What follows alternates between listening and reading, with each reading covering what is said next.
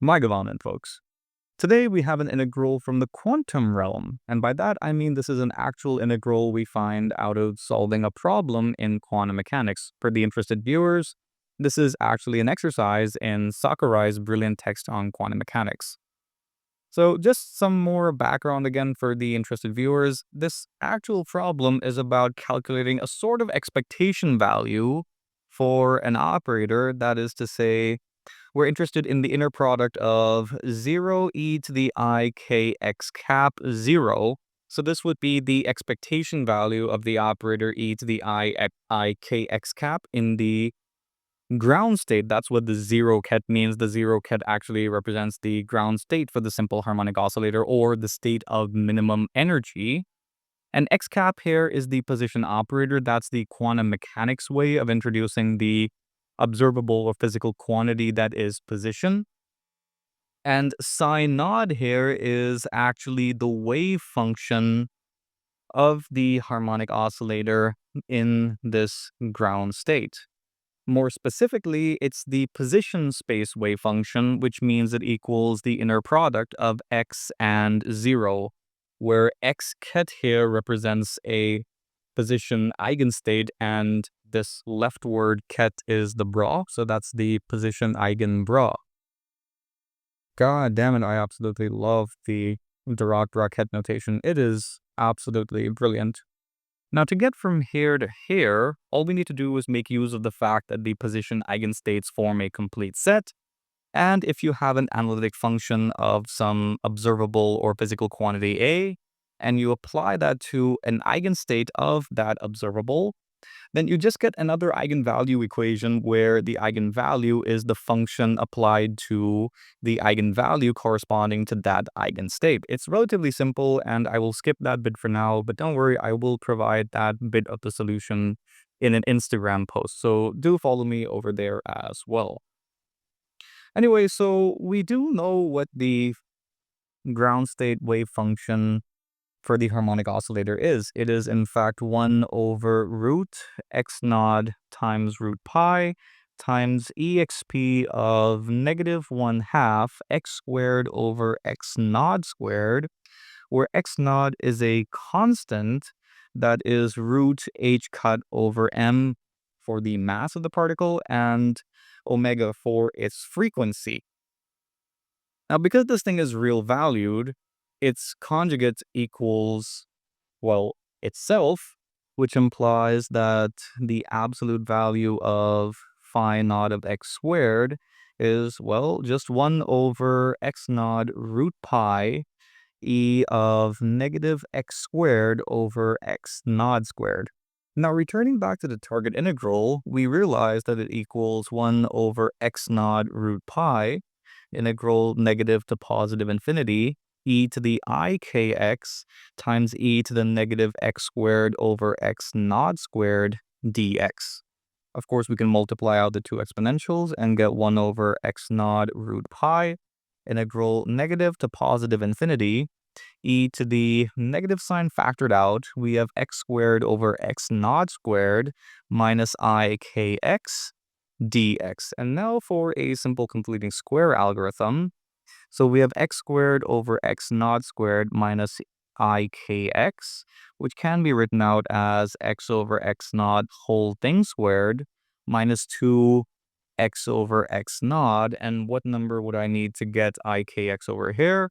Well, for that, I would just need I k x naught over 2. Okay, cool.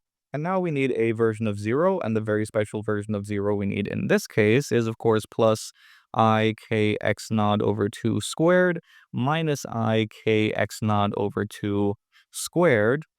Now, all of this is just a perfect square. That is, of course, x over x naught minus I k x naught over 2 whole thing squared minus I squared k squared x naught squared over 4. I squared is, of course, equal to negative 1, so we have a cancellation of negative signs, and we have k squared x naught squared over 4. So all of this implies that the target integral I is 1 over x naught root pi integral negative to positive infinity. What exactly? Oh yeah, we have e to the negative x over x naught minus I k x over 2 whole thing squared minus k squared x naught squared over 4. Of course, again, using properties of the exponential function, we'll write this as another exponential being multiplied.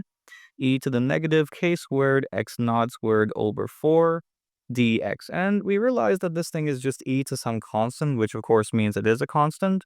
So we have 1 over x naught root pi, terribly sorry about that, e to the negative k squared x naught squared over 4 times the integral from negative to positive infinity of e to the negative x over x naught minus I k x over 2 whole thing squared dx.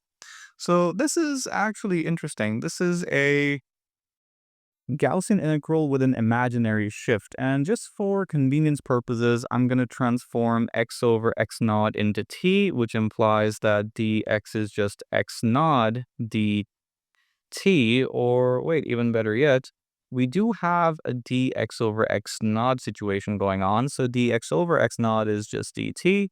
And we'll write the integral in a slightly different manner. It's 1 over root pi e to the negative k squared x naught squared over 4 integral. The limits are clearly not bothered.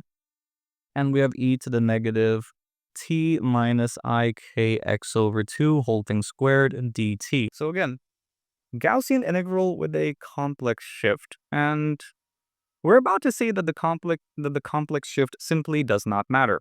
Now that seems like a bold statement to make, but hey, this is quantum mechanics after all. So how are we going to prove it? Well, I'll define an integral function I of a parameter alpha as the integral from negative to positive infinity of e to the negative x plus I alpha squared dx, where alpha is a real number. And I plan to differentiate this thing with respect to alpha, yielding I prime of alpha on the left, and on the right, after switching up the order of the integration and differentiation operators, we have the integral of the partial derivative with respect to alpha of e to the negative x plus I alpha squared dx. So differentiating with respect to alpha now yields both the exponential function repeated, and then because of the chain rule, I have to differentiate the argument. So that is a negative 2 outside, and differentiating, wait, the power rule means I still have this factor here of x plus I times alpha, and now differentiating this further because of the chain rule, I have an extra factor of I. Okay, cool. But now notice that because we're integrating with respect to x, we actually have this really nice antiderivative scenario for which I actually need the negative 2. So on integration, we'll get I times e to the negative x plus I alpha squared, with the limits being negative and positive infinity. And if you expand the square, then we do get a factor of e to the negative x squared times another exponential function. And this term goes to 0 as x approaches positive or negative infinity. So this means that the integral just crashes out to 0. In other words, I prime of alpha is 0, but that means I of alpha is a constant with respect to alpha, which means if you know one value of I of alpha, you know them all. And we do know one value of I of alpha, that is I of 0, which is just the integral from negative to positive infinity of e to the negative x squared dx, which of course is the classic Gaussian integral, which evaluates out to root pi, which is absolutely beautiful. And that means we have the result for our target integral. And let me just copy and paste this down here. So this is the target integral, and we see that the 1 over root pi cancels out with the result of the integral. So this means that I here equals e to the negative k squared x naught squared over 4. But we do know what x naught and hence x naught square sorts out to, so that's h cut over m times omega, which further implies that I here equals exp of negative k squared, terribly sorry about that, negative k squared h cut over 4m omega, which is a pretty good looking result indeed.